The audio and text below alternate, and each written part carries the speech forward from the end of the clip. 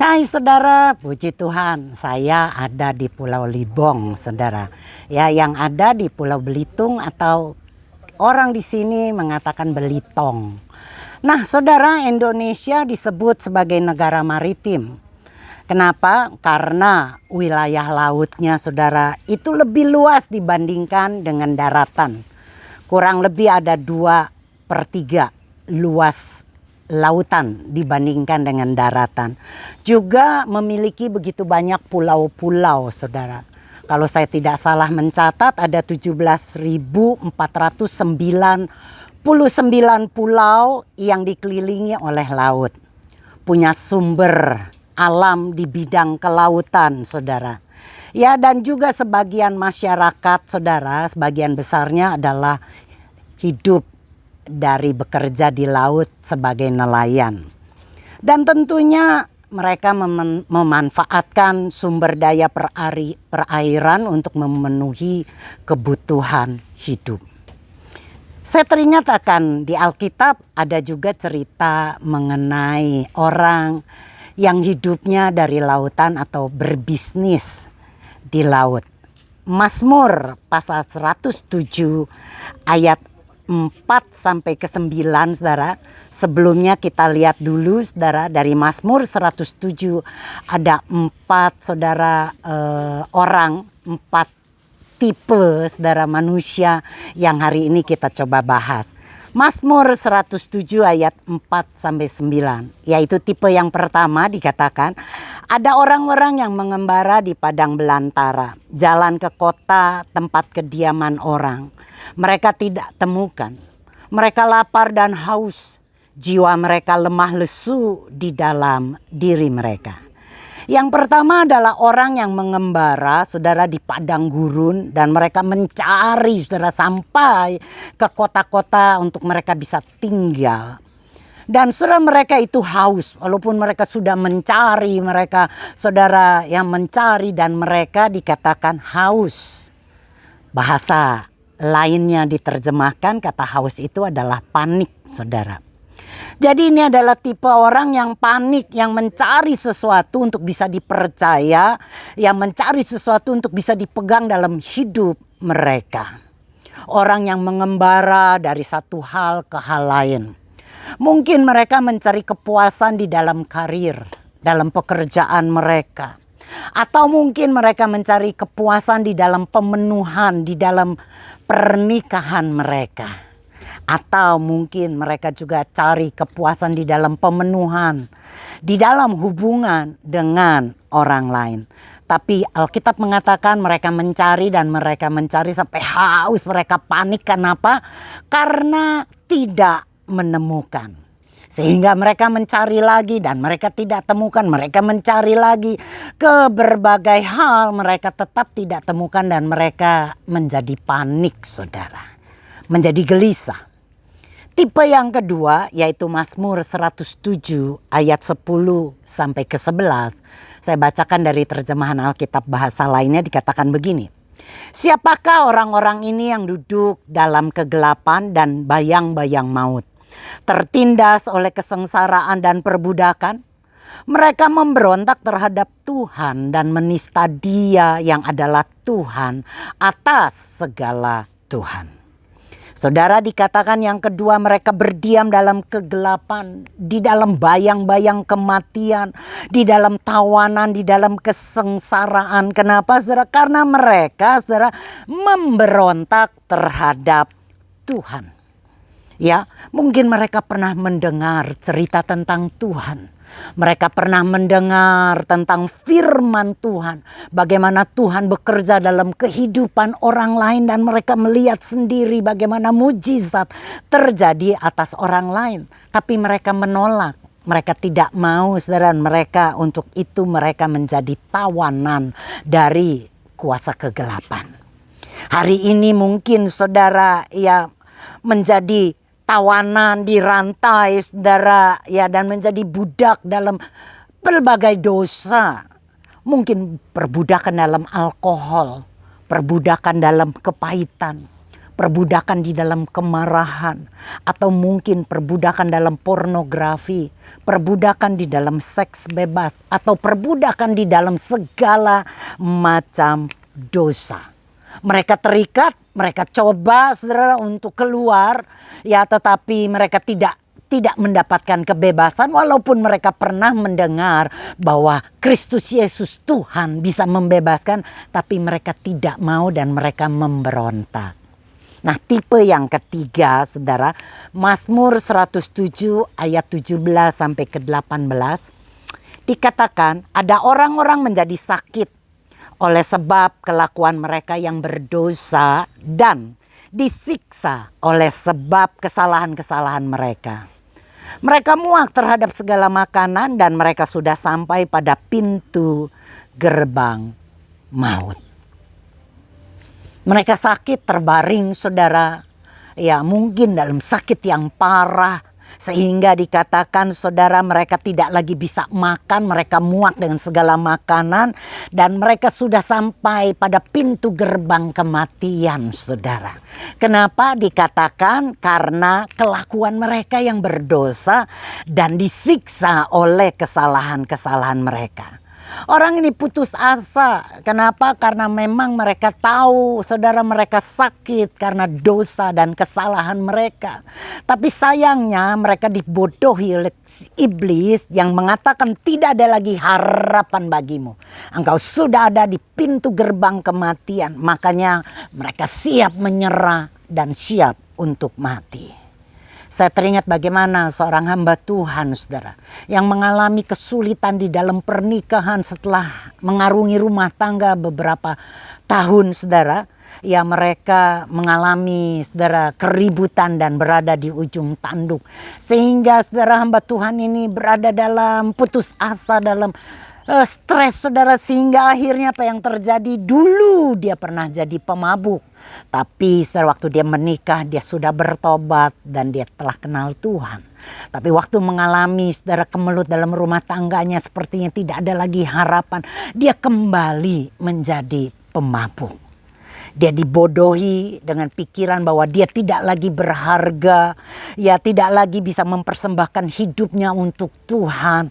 Makanya percayakan dusta setan bahwa Tuhan ya tidak lagi memberikan pengharapan. Dan dia merasa hidupnya sudah di batas akhir dan ingin menyerah. Karena dia merasa hidupnya tidak lagi berguna. Tipe yang keempat saudara, ini kita lihat di Mazmur 107 ayat 23. Sampai yang ke-31. Orang-orang yang mengarungi lautan dengan kapal-kapal yang berdagang di laut yang luas. Mereka melihat perbuatan Tuhan dan keajaiban-keajaibannya di kedalaman laut. Sebab dia berfirman dan membangkitkan angin badai dan meninggikan gelombangnya. Mereka naik ke langit dan turun kembali ke dalaman laut. Jiwa mereka luluh karena malapetaka. Mereka sempoyongan dan terhuyung-huyung seperti orang mabuk. Dan seluruh hikmat mereka lenyap. Lalu mereka berseru kepada Tuhan dalam kesukaran dan Dia mengeluarkan mereka dari kesesakan mereka. Dia meredakan badai dan gelombang laut pun menjadi tenang. Lalu mereka merasa senang karena badai dan gelombang telah menjadi teduh. Dan Dia menuntun mereka ke perhentian yang mereka rindukan. Biarlah mereka bersyukur kepada Tuhan atas kasih setianya dan keajaibannya kepada anak manusia. Tipe yang keempat adalah orang-orang yang berbisnis di laut. Kalau Anda lihat ya di depan dermaga ada kapal-kapal laut dan mereka hidup memang dari nelayan. Dari hasil tangkapan mereka di laut, baik itu berupa ikan-ikan atau apapun juga yang ada di laut. Di mana mereka bisa menjual dan mereka bisa hidup dari hasil tangkapan mereka di laut. Tapi tiba-tiba terjadi badai. Tidak tahu kenapa. Apakah kesalahan karena persiapan kapal yang tidak memadai, atau mungkin karena ada angin, saudara, kita tidak tahu. Tapi yang jelas ada tiba-tiba badai muncul menerpa hidup mereka. Siapa yang mengirim badai? Mazmur 107 ayat ke-25 jelas katakan, atas perintahnya bertiuplah angin topan dan menggelorakan ombak. Jadi jelas Alkitab mengatakan mereka mengalami badai karena Tuhan mengirimkan badai ke dalam hidup mereka. Tragedi menimpa, cobaan datang, mereka pikir mereka bisa tangani tapi ternyata tidak bisa mengendalikan hidup mereka, bisnis mereka yang sudah mapan, yang sudah mantap, sehingga mereka pikir wah sudah aman, tapi tiba-tiba begitu cepat terjadi badai dan semuanya menjadi hilang. Apa yang mereka percayai, apa yang mereka sudah rancangkan, apa yang mereka saudara sudah diatur, pikir semuanya itu oke, ternyata sekarang saudara beda. Tidak ada lagi saudara harapan mereka. Saudara, kita lihat dari Mazmur 107 dikatakan tipe orang yang pertama adalah orang yang haus, saudara, yang coba memegang sesuatu dalam hidup mereka, mencari kemapanan, baik itu dalam bisnis mereka, dalam pernikahan mereka, dalam usaha mereka, tapi mereka tidak dapatkan kepuasan dalam jiwa mereka, sehingga mereka jadi panik dan mereka terus cari kepuasan dalam hidup mereka cari tapi tidak dapat. Tipe yang kedua, mereka diperbudak dosa, mereka menolak firman Tuhan, menolak Tuhan, dan mereka terikat di dalam kegelapan mereka sendiri. Sedangkan tipe yang ketiga, mereka menjadi sakit karena terlibat di dalam dosa, sehingga hidup mereka tidak lagi punya pengharapan. Sedangkan yang keempat, saudara, jelas tadi kita berkata orang yang dilanda badai, saudara, ya tidak tahu kenapa, tapi tiba-tiba usaha mereka, bisnis mereka mengalami kegagalan. Saudara, jelas orang yang kedua dan ketiga, Alkitab mengatakan jelas mereka menderita karena kesalahan dan karena dosa mereka. Tetapi orang yang pertama dan yang keempat, saudara, itu tidak tahu kenapa mereka menderita. Kenapa tiba-tiba badai datang. Kenapa saudara mereka mengalami kemunduran dalam hidup mereka, tidak tahu saudara. Ya, tapi kita melihat satu hal. Saudara, dalam keempat tipe orang ini, dalam setiap kasus, dosa atau tidak terlibat dalam dosa sekalipun, orang yang berseru-seru kepada Tuhan, Tuhan menjawabnya.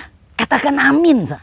Wow, berita sukacita saudara, dari setiap masalah yang kita punya, baik itu karena disebabkan kesalahan kita, karena dosa kita sendiri, atau kita nggak tahu kenapa kita menderita, kenapa kita mengalami ini, kita tidak tahu saudara. Tetapi satu hal, berita sukacita, Tuhan selalu mendengar setiap doa atau jeritan hati setiap orang. Entah itu semua karena dibuat karena dosa mereka atau tidak karena dosa, yang jelas Tuhan selalu mendengar. Mazmur 107 ayat 6 dikatakan, maka berseru-serulah mereka kepada Tuhan dalam kesesakan mereka, dan dilepaskannya mereka dari kecemasan mereka.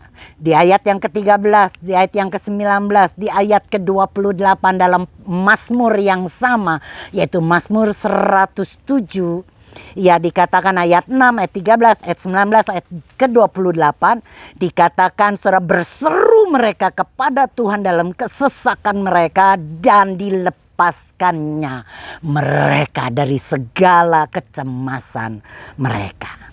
Jadi dari setiap 4 jenis kesusahan yang dihadapi oleh manusia, Tuhan menjawabnya. Amin, saudara. Tuhan menyambut di setiap kesesakan masalah. Tuhan adalah Bapa yang penuh kasih. Kasih Bapa tanpa syarat. Dia menjawab doa kita saudara dengan luar biasa. Dan saudara, Tuhan memiliki kekuatan untuk menghancurkan setiap gerbang-gerbang dosa.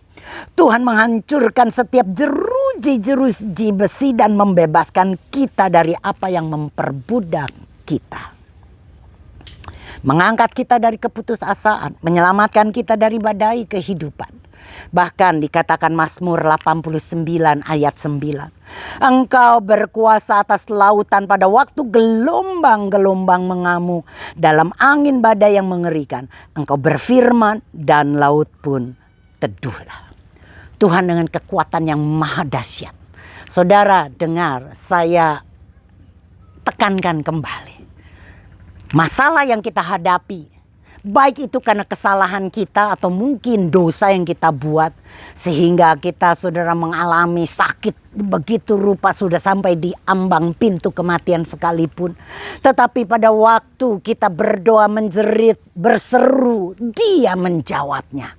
Amin. Apalagi juga pada waktu kita punya badai dalam hidup kita, punya masalah dalam hidup kita, kita tidak tahu apa penyebabnya. Tapi tiba-tiba badai datang begitu saja melanda hidup kita, saudara. Tuhan juga menjawabnya. Amin. Saya tidak tahu dengan kehidupan kita. Mungkin Anda saat ini menghadapi sebuah masalah dalam kehidupanmu. Mungkin Anda adalah tipe orang yang pertama atau yang kedua atau yang ketiga atau mungkin yang keempat yang punya bisnis, saudara. Dan masalah menghantam Anda hari ini. Percayalah, firman yang kita dengar menguatkan kita. Bahwa Dia adalah Tuhan yang mengendalikan badai dalam hidup kita. Meredakan gelombang dalam hidup kita.